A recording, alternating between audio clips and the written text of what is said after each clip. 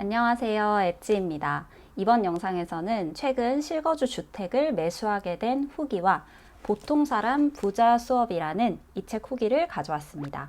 책 이벤트도 있으니까 끝까지 시청해 주세요. 책 제목을 읽자마자 든 생각은요. 혹시 뻔한 얘기하는 책 아니야? 였는데요. 결론만 이야기하면 여러분들께 꼭 추천하고 싶은 책입니다. 말 그대로 평범한 월급쟁이가 행복한 부자가 되기 위한 방법과 방향을 제시해주는 책이더라고요. 아기곰 재테크 불변의 법칙이라는 책도 진짜 추천하는데, 그 책은 내공이 아주 깊은 재테크 고수가 해주는 깊은 조언이라는 느낌이라면, 이 책은 우리 주변에 실제로 있는 차근차근 부를 쌓아 올려서 경제적 자유를 이룬 아주 평범한 선배가 해주는 찐 조언 같다는 느낌이 들었어요. 제가 핵심 내용만 알려드리면서 이 책을 읽고 지금 같은 하락기에 제가 주택을 매수한 이유도 함께 말씀드리겠습니다.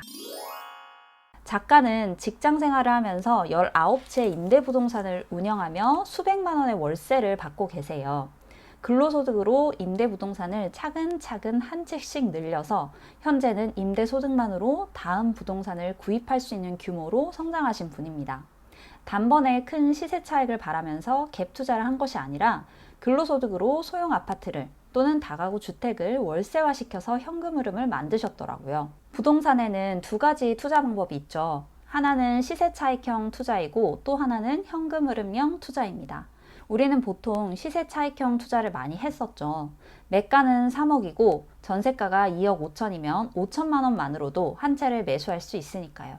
내게 현금 흐름이 충분하고 싸고 입지 좋은 곳에 부동산을 좋은 시기에 사 놓는다면 이것보다 좋은 투자는 없겠죠. 오랫동안 침체되어 있었던 만큼 언젠가 자산 가격이 폭발적으로 일어날 수 있으니까요. 이 시기에 투자를 하면 몇 건의 투자만으로도 평생 벌돈을 벌어다 주기 때문에 정말 우리들이 모두 열광하는 투자가 되지 않았나 싶습니다. 하지만 이런 갭 투자가 이익이 나려면 말 그대로 오랜 하락 보합기를 겪은 시기에 투자를 해야 되며 누군가 내가 산 가격보다 비싼 가격에 사주어야 합니다.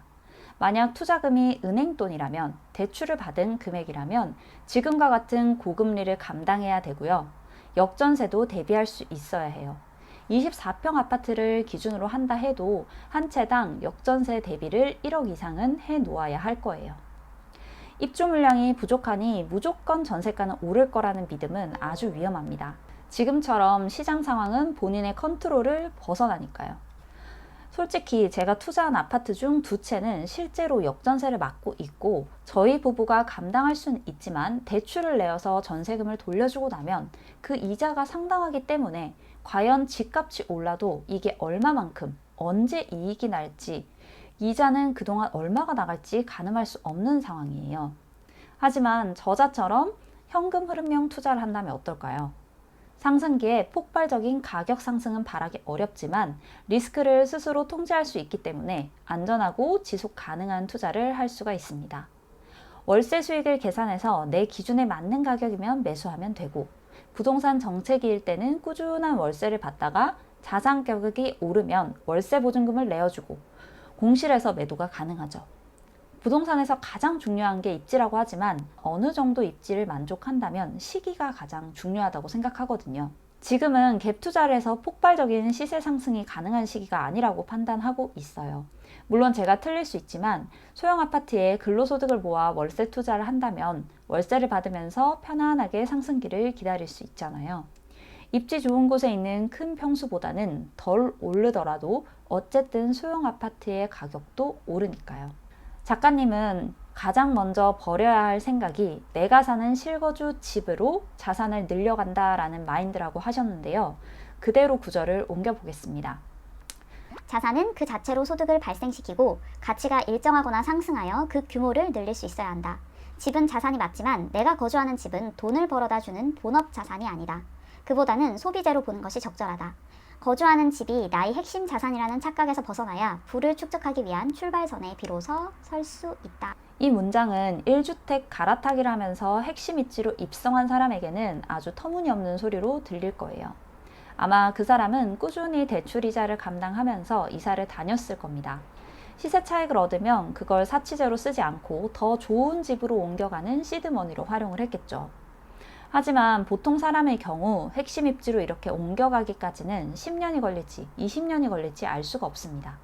실제로 집값이 7년에서 10년 동안 정체했던 시기는 어느 지역에나 있었고, 아이가 있다면 자산 가격의 상승만을 바라보며 계속 실거주지를 옮겨가는 것은 쉬운 일이 아니에요. 집값 상승기가 오더라도 상급지 갈아타기는 쉽지가 않습니다. 내 집보다 입지가 좋은 것은 더 먼저, 더 많이 올라 있거든요. 정부 규제로 세금 이슈도 많을 거고요.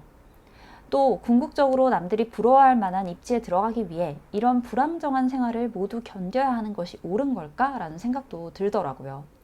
내가 강남에 깃발 꽂기 위해서 사는 건 아니잖아요. 심지어 내 직장이 강남에 있는 게 아니라면 굳이 가야 할 필요가 있을까요? 제 마음 깊숙한 곳에는 누군가에게 나 어디에 집 있다? 나 몇십억 자산가다? 이렇게 자랑하고 싶은 마음이 있었던 건 아닐까라는 생각도 저는 들었습니다. 제가 풍요롭고 행복한 삶을 위해서 재테크를 하는 거지 핵심 입지에 집을 가지려고 재테크를 하는 건 아니거든요. 지금 살고 있는 전셋집은 정말 오래된 구축이고요. 힘들게 일하고 집에 들어가면 제 마음에 드는 게 단 하나도 없어서 오히려 들어가면 힘이 빠지는 곳이에요. 집은 저에게 항상 힐링 공간이었는데 오히려 집이라는 공간이 스트레스를 주더라고요. 그러니까 저의 삶의 질이 너무나 낮아지는 것을 느꼈습니다. 내 머릿속 투자법이 현실화되는 게 곧 성공이다. 꼭 남들이 들으면 입이 떡 벌어질 만큼의 자산을 보유해야만 성공하는 것이 아니다. 작아도 꾸준히 늘어가는 나의 부를 확인하면서 그것을 극대화하는 데 에너지를 쏟다 보면 한때 부러워하던 부가 어느새 내 눈앞에 와 있을 것이다 라는 문구가 있는데요. 어디서 읽었는데 처음부터 연봉 2억을 받는 사람보다 처음에는 5천, 7천, 1억, 1억 3천, 1억 5천, 2억 이런 식으로 늘려가는 사람의 행복도가 훨씬 높다고 하더라고요. 실거주할 수 있는 안락한 집을 마련하면서 소형 아파트로 현금 흐름을 만들어내는 투자를 해야겠다고 마음 먹으면서도 속으로 끊임없이 갈등했어요. 나 지금 정신승리하나? 10년만 미친 듯이 달리면 내가 소유하고 싶었던 아파트로 들어갈 수 있을 텐데 포기하고 싶어서 합리화하나? 라고 스스로 계속 반문하면서 읽었습니다. 근데 책에 또 이런 구절이 나와요. 물질 자체에 가치를 두면 결국 아무런 부도 쌓지 못한다. 하루라도 빨리 저 사람보다 비싸고 좋은 것을 많이 가지고 싶다. 이 때문에 무리한 시도를 하는 경우가 생각보다 많다. 이렇게 남의 눈을 의식하며 끊임없이 비교하면서 쌓아가는 부는 결코 만족감을 주지 못한다. 오히려 채워지지 않는 허전함에 괴롭기만 하다. 조금 느리더라도 행복하고 진실되게 부를 축적할 수는 없을까? 이런 고민을 가진 사람들에게 나는 물질이 아닌 의미에서 만족을 얻으라고 권한다. 바로 행복이다. 행복에 초점을 맞춰 자산을 늘려나간다면 어떨까?